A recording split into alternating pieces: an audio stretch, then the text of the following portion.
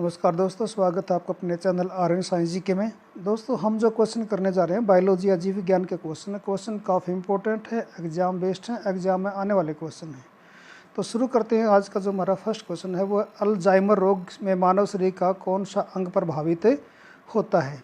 ये इस प्रकार का रोग है जिसमें मस्तिष्क सबसे ज़्यादा प्रभावित होता है। तो अल्जाइमर रोग में जो शरीर का हिस्सा प्रभावित होता है वो कौन सा है? मस्तिष्क है।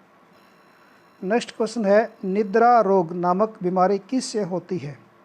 निद्रा स्लीपिंग सिकनेस एक बीमारी होती है, निद्रा रोग जिसको बोलते हैं। ये ट्रिपनोसोमा नामक एक सेल्ड जो एनिमल है, यानी कि एक कोशिकीय जीव है ट्रिपनोसोमा, उसके कारण जो है निद्रा रोग हो जाता है। नेक्स्ट क्वेश्चन है, शिशुओं में सूखा रोग किसकी कमी के कारण होता है, यानी कि किस विटामिन की कमी के कारण होता है सूखा रोग? ये सूखा रोग रिकेटस और मरासमस दो रोग है जो शिशुओं के अंदर पाए जाते हैं। तो ये विटामिन डी की कमी के कारण जो है शिशुओं में सूखा रोग जो हो जाता है।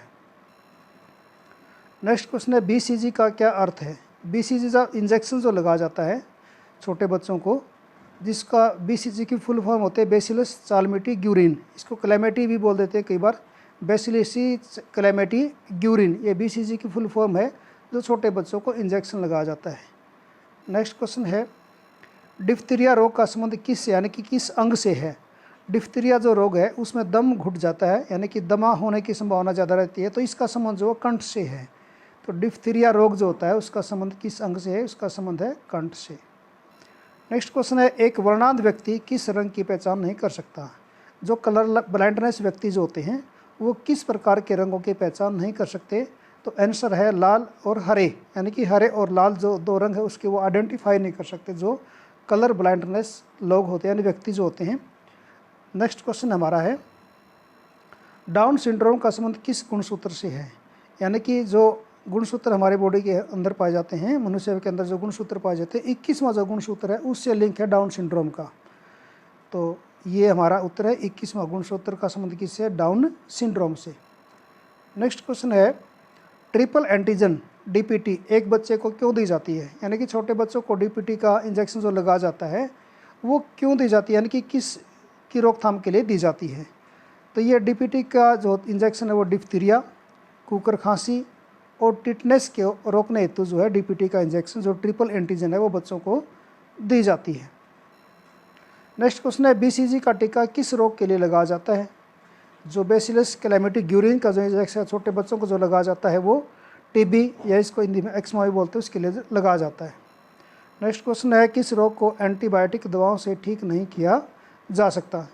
यानी कि काफ़ी रोगों में जो एंटीबायोटिक का यूज किया जाता है, लेकिन मीजल्स यानी कि खसरा जो रोग है उसको हम एंटीबायोटिक के द्वारा ठीक नहीं कर सकते। नेक्स्ट क्वेश्चन है, जोड़ों का दर्द यानी कि अर्थराइटिस किस कारण होता है? अर्थराइटिस का जो रोग होता है वो एक या अनेक संधियों में, यानी कि जो शरीर के जो जोड़ होते हैं जहाँ पर जॉइंट होते हैं उनके अंदर सूजन होने के कारण जो अर्थराइटिस रोग हो जाता है। तो जोड़ों का जो दर्द है अर्थराइटिस वो संधियों में सूजन के कारण होता है। मानव में गुर्दे का रोग किस प्रदूषण से होता है? यानी कि किडनी का जो रोग होता है तो जो किसका यानी कि मात्रा अधिक हो जाती है इससे प्रदूषण होता है। तो ये कैडमियम की मात्रा अगर वातावरण में ज़्यादा हो जाती है तो किडनी का जो रोग होने की संभावना ज़्यादा हो जाती है। तो कैडमियम की मात्रा से मानव गुर्दे का जो रोग है वो हो जाता है। नेक्स्ट क्वेश्चन है, किसकी अधिकता से दांत खराब हो जाते हैं? अगर पानी के अंदर फ्लोरीन की मात्रा ज़्यादा है तो उससे दंत अक्ष यानी कि दांत खराब होने की संभावना ज़्यादा हो जाती है। तो आंसर क्या हमारा? फ्लोरीन की अधिकता के कारण दांत खराब हो जाते हैं। नेक्स्ट क्वेश्चन है, शहद का प्रमुख घटक क्या है? यानी कि किस प्रकार की शुगर जो है शहद के अंदर पाई जाती है? तो वो है फ्रक्टोज। तो शहद का जो प्रमुख घटक है वो क्या है? फ्रक्टोज। नेक्स्ट क्वेश्चन है, अल्फा केराटिन प्रोटीन शरीर में कहाँ पर होता है? मानव शरीर में अल्फा जो केराटिन प्रोटीन पाया जाता है वो त्वचा में पाया जाता है। तो आंसर क्या हो गया हमारा? त्वचा में अल्फा केराटिन प्रोटीन जो है वो अधिक मात्रा में पाया जाता है। नेक्स्ट है, किस विटामिन को हार्मोन भी कहा जाता है? यानी कि विटामिन भी है और उसको हार्मोन की श्रेणी के अंदर जो है वो गिना जाता है। तो विटामिन डी को हार्मोन भी कहा जाता है क्योंकि इसका निर्माण मनुष्य की बॉडी के अंदर ही होता है। तो एक प्रकार के हार्मोन की तरह भी कार्य करता है विटामिन डी। नेक्स्ट क्वेश्चन है, 18वां क्वेश्चन है, वह कौन सा तत्व है जो जंतुओं के लिए आवश्यक है परंतु पौधों के लिए नहीं? एक ऐसा एलिमेंट है यानी कि जो जंतुओं के लिए बहुत आवश्यक है लेकिन पौधों के लिए इसकी आवश्यकता इतनी नहीं है। या होती ही नहीं है इसकी आवश्यकता, तो ये आयोडीन है। क्योंकि मनुष्य को इसकी बहुत सारी ग्रंथियाँ हमारी बॉडी के अंदर ग्लैंड्स होते हैं जिनके अंदर आयोडीन की आवश्यकता होती है। तो ये जंतुओं के लिए तो आयोडीन की आवश्यकता है, लेकिन पौधों के लिए आयोडीन तत्व की आवश्यकता नहीं होती है। नेक्स्ट क्वेश्चन है, विटामिन बी12 का सबसे अच्छा स्रोत कौन सा है? विटामिन बी12 जो बी12 जो कॉम्प्लेक्स है वो स्पिरुलिना के अंदर अधिक मात्रा में पाया जाता है। स्पिरुलिना के अंदर या फिर बकरी का जो लीवर होता है उसके अंदर भी इसकी मात्रा अधिक पाई जाती है। तो स्पिरुलिना इसका सही आंसर है। विटामिन बी12 का एक अच्छा स्रोत है। कौन सा विटामिन पकाते समय नष्ट हो जाता है? अधिकतर विटामिन जो है पकाने से नष्ट नहीं होते, लेकिन विटामिन सी जो है इसको पकाने से या स्टोर करने से भी इसकी मात्रा जो है कम हो जाती है। तो विटामिन सी जो है पकाते समय या स्टोर करते समय जो है ये ख़त्म या नष्ट हो जाता है। नेक्स्ट क्वेश्चन है, मानव शरीर में विटामिन ए कहाँ पर संचित रहता है? इसको भविष्य का विटामिन भी बोल देते हैं, यानी कि ऐसा विटामिन है जो हमारी बॉडी के अंदर जो भविष्य के लिए संचित रहता है। तो ये लीवर के अंदर यानी कि यकृत के अंदर विटामिन ए जो है संचित रहता है। क्योंकि हर समय जो है हमको विटामिन डी नहीं मिल सकता है डाइट के अंदर, तो भविष्य में जब भी विटामिन ए की मात्रा ज़्यादा होती है, आवश्यकता होती है, तो ये लीवर के अंदर स्टोर रहता है विटामिन ए जो है। इसको भविष्य का विटामिन भी कहते हैं। नेक्स्ट क्वेश्चन है, मानव शरीर का कौन सा अंग शरीर के ताप को नियंत्रित रखता है? लंग्स जो होते हैं, फेफड़े जो होते हैं, मानव शरीर के तापमान को वो नियंत्रित रखते हैं। नेक्स्ट क्वेश्चन है, मानव शरीर में पाचन का अधिकांश भाग किस अंग में संपन्न हो जाता है? हमारा जो डाइजेस्टिव सिस्टम है, जो पाचन तंत्र है, वो मुंह से लेकर एनएस तक है, उसमें जो अधिकतम पाचन है वो स्मॉल इंटेस्टाइन के अंदर कंप्लीट हो जाता है, यानी कि छोटी आंत के अंदर जो अधिकतम पाचन संपन्न हो जाता है। नेक्स्ट क्वेश्चन है, शरीर में ऊतकों का निर्माण किससे होता है? शरीर में जो ऊतक हैं, टिश्यूज़ का जो निर्माण होता है, तो टिश्यूज़ के निर्माण में प्रोटीन की अहम भूमिका है। तो टिश्यूओं का जो निर्माण होता है प्रोटीन की सहायता से होता है। अगला क्वेश्चन है, सभी जैव यौगिकों का अनिवार्य मूल तत्व कौन सा है? जैव यौगिक जो है उनका जो मूल तत्व है वो कार्बन है, यानी कि सभी जैव यौगिकों के अंदर कार्बन की मात्रा पाई जाती है। तो मूल जो तत्व हो गया वो कौन सा हो गया? कार्बन हो गया। नेक्स्ट क्वेश्चन है, दुग्ध प्रोटीन को पचाने वाले एंजाइम का नाम, यानी कि दूध के अंदर जो प्रोटीन पाया जाता है उसको जो पाचन किया जाता है, उसके पाचन के लिए कौन सा एंजाइम आवश्यक है? तो वो है रेनिन। तो आंसर क्या हो गया? दूध प्रोटीन के लिए पाचन के लिए रेनिन जो है हमारा सही आंसर है। किस अनाज में प्रोटीन की मात्रा अधिक होती है? यानी कि जो अनाज है उसमें प्रोटीन की मात्रा, वैसे तो दालों के अंदर सभी के अंदर प्रोटीन की मात्रा अधिक पाई जाती है, लेकिन सोयाबीन जो अनाज है उसमें जो प्रोटीन की मात्रा और भी अधिक पाई जाती है। नेक्स्ट क्वेश्चन है, किसकी उपस्थिति के कारण गाय के दूध का रंग पीला होता है? जैसे आपको पता है कि गाय का जो दूध होता है उसका जो रंग है स्लाइटली येलोइश होता है, तो वो कैरोटीन के कारण, एक पिगमेंट होता है कैरोटीन पिगमेंट के कारण जो उसका रंग कैसा होता है? येलोइश, यानी कि पीले रंग का होता है। दूध में कौन से पोषणदायक तत्व पाए जाते हैं? यानी कि दूध एक संपूर्ण भोजन गिना जाता है, इसको माना जाता है। तो इसमें कौन कौन से पोषक तत्व पाए जाते हैं? इसमें प्रोटीन पाया जाता है, दूध के अंदर कैल्शियम भी होता है, कार्बोहाइड्रेट भी होता है और पोटेशियम भी होता है। ये सभी दूध के अंदर पाए जाने वाले पोषक दायक तत्व हैं, यानी कि पोषण देने वाले तत्व हैं। कौन सा खनिज लवण शरीर में अधिक मात्रा में पाया जाता है? अगर शरीर की ओवरऑल हम पूरे काउंट करेंगे तो हमारे शरीर के अंदर जो कैल्शियम जो लवण है, यानी कि कैल्शियम की मात्रा बॉडी के अंदर अधिक मात्रा में पाई जाती है। क्वेश्चन नंबर 30 है, प्रोटीन बनाने के लिए आवश्यक अमीनो अम्ल की संख्या कितनी होती है? यानी कि कितने अमीनो अम्ल मिलकर जो प्रोटीन बनाते हैं? तो ये इनकी संख्या 20 है।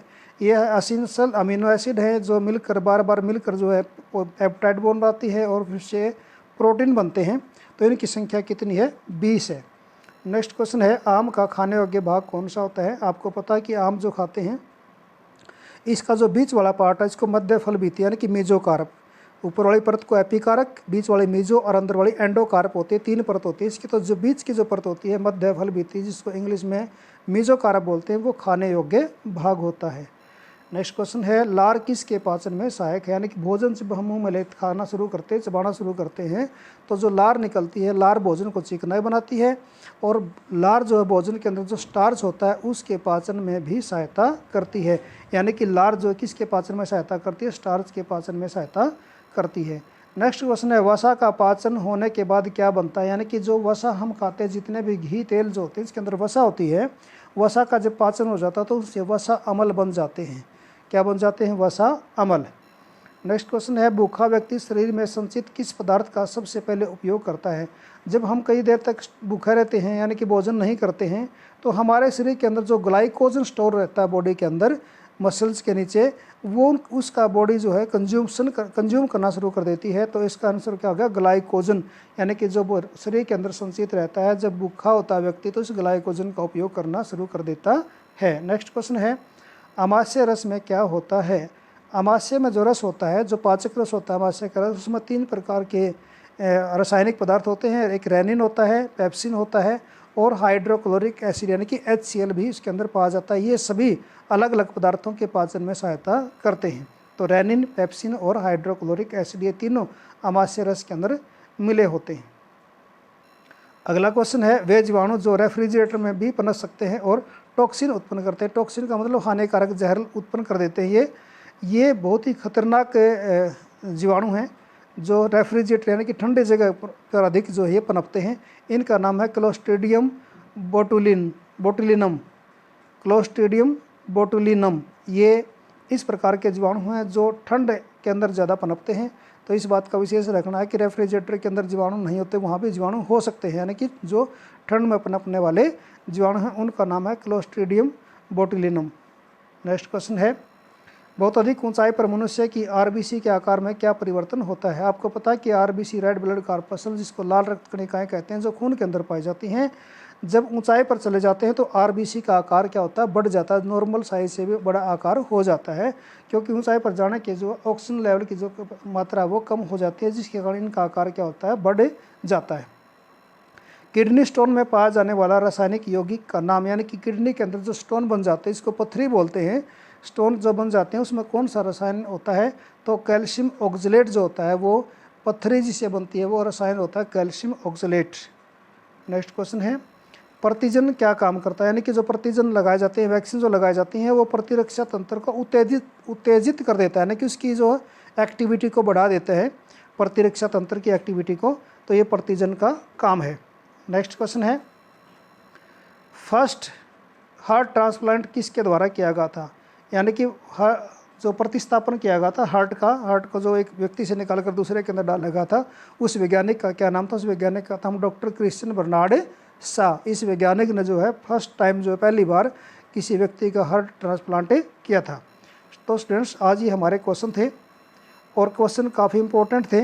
उम्मीद है कि क्वेश्चन आपको पसंद आए होंगे। अगर आपको पसंद आए हैं तो वीडियो को लाइक करिए, शेयर करिए और सब्सक्राइब भी करिए। आज के लिए इतना ही, मिलते हैं फिर एक नई वीडियो के साथ। बने रहिए हमारे साथ। Thank you.